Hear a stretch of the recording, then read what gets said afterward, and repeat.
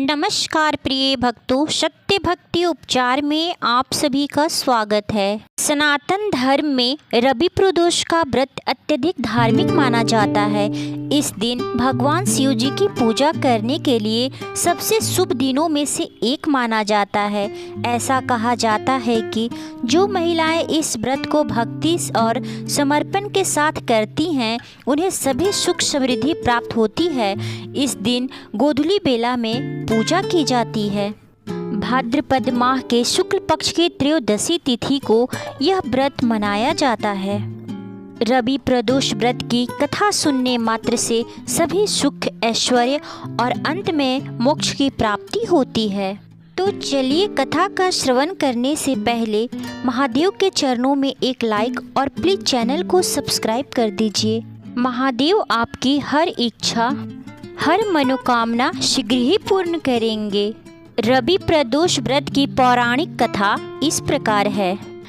एक समय सर्व प्राणियों के हितार्थ परम पावन भागीरथ के तट पर ऋषि समाज द्वारा विशाल गोष्ठी का आयोजन किया गया। इस सभा में व्यास जी के परम शिष्य पुराण वेता सूत जी महाराज हरि कीर्तन करते हुए पधारे। सूत जी को आते देखकर शौनकादि 88,000 ऋषियों मुनियों ने खड़े होकर दंडवत प्रणाम किया। महाज्ञानी सूत जी ने भक्ति भाव से ऋषियों को हृदय से लगाया तथा आशीर्वाद दिया। विद्वान ऋषिगण और सब शिष्य आसनों पर विराजमान हो गए। शौनकादि ऋषि ने पूछा, हे पूज्यवर महात्मने, कृपया यह बताने का कष्ट करें कि मंगलप्रद कष्ट निवारण यह व्रत सबसे पहले किसने किया और उसे करने से क्या फल प्राप्त हुआ। श्री सूत जी बोले, आप सभी शिव के परम भक्त हैं। आपकी भक्ति को देखकर मैं व्रती मनुष्यों की कथा सुनाता हूँ। इस कथा को ध्यान पूर्वक सुने। रवि प्रदोष व्रत की कथा के अनुसार एक गांव में अति दीन ब्राह्मण निवास करता था। उसकी साध्वी स्त्री प्रदोष व्रत किया करती थी। उसे एक ही पुत्र रत्न था। एक समय की बात है, वह पुत्र गंगा स्नान करने के लिए गया। दुर्भाग्यवश मार्ग में चोरों ने उसे घेर लिया और वे कहने लगे कि हम तुम्हें मारने नहीं, तुम अपने पिता के गुप्त धन के बारे में हमें बतला दो। बालक दीन भाव से कहने लगा कि हे बंधुओं, हम अत्यंत दुखी और दीन हैं, हमारे पास धन कहाँ है, हम तो बहुत गरीब हैं।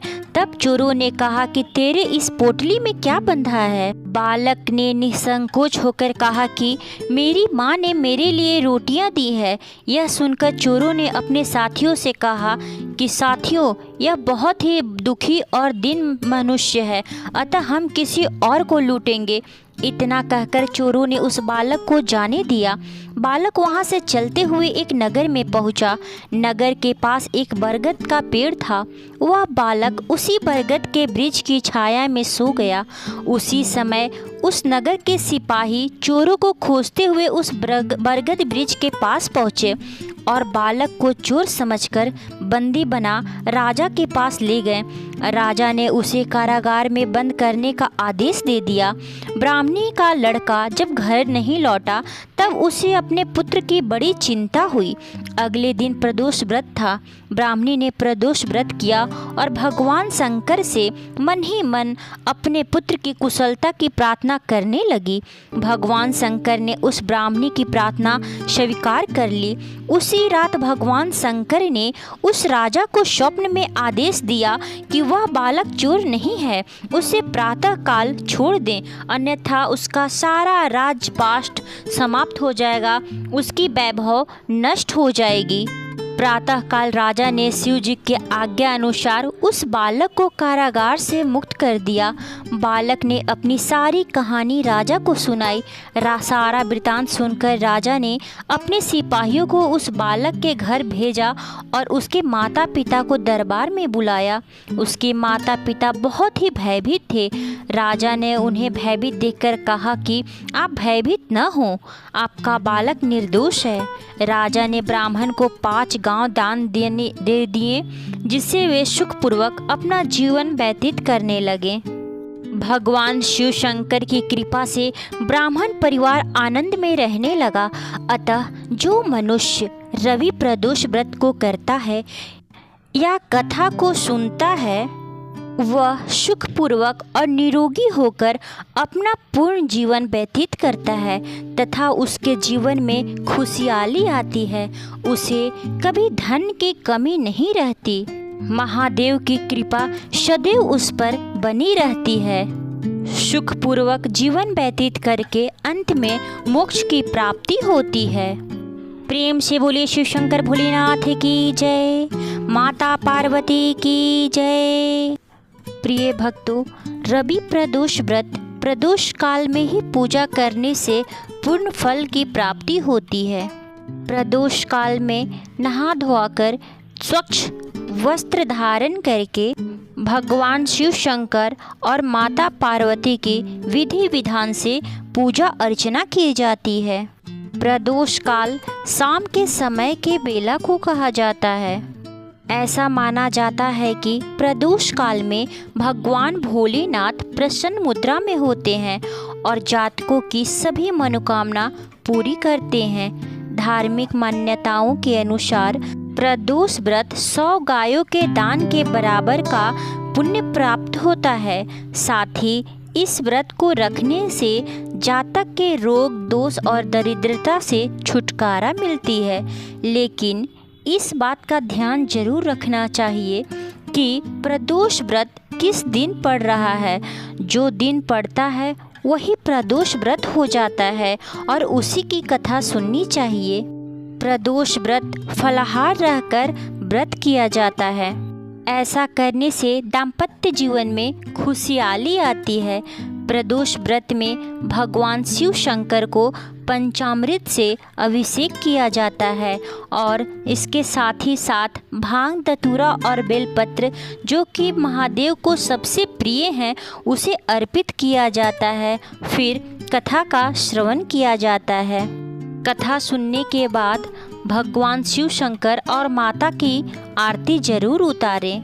इस प्रकार पूजा करने से महादेव प्रसन्न होते हैं और पूजा का पूर्ण फल प्रदान करते हैं। इस दिन महामृत्युंजय मंत्र का जाप करना बहुत ही शुभ माना जाता है। महामृत्युंजय जाप करने से घर में किसी पे भी अकाल मृत्यु नहीं आती। और इसके साथ ही साथ मंत्र का उच्चारण सही तरीके से अवश्य करें। महामृत्युंजय मंत्र इस प्रकार है।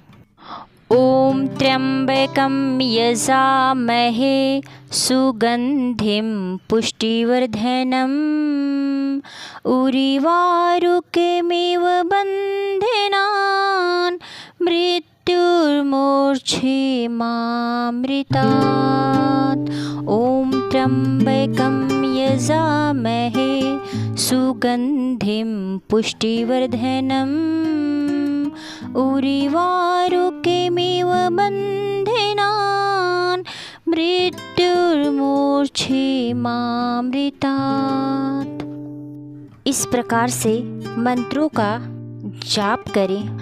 इसके बाद महादेव की आरती इस प्रकार है। करे पूरे गौरम करुणावतारम संसार सारम भुजगेन्द्रहारम सदा वसन्तं हृदयारविन्दे भवं भवानी सहितं नमामि भवं भवानी सहितं नमामि। त्वमेव माता च पिता त्वमेव बन्धु च सखा त्वमेव विद्या द्रविणं त्वमेव शर्वं मम देव त्वमेव शर्वं मम देव। प्रेम से बोलिए शिव शंकर भोलेनाथ की जय, माता पार्वती की जय, गणेश भगवान की जय, 33 कोटि देवी देवताओं की जय। प्रिय भक्तों, यदि हमारा यह वीडियो आपको पसंद आया तो प्लीज़ हमारे चैनल को सब्सक्राइब कर ले और बेल आइकन को प्रेस कर ले, ताकि भक्ति से संबंधित जानकारियाँ और कथा का श्रवण इस चैनल के माध्यम से आप तक हमेशा पहुँचेगा। धन्यवाद।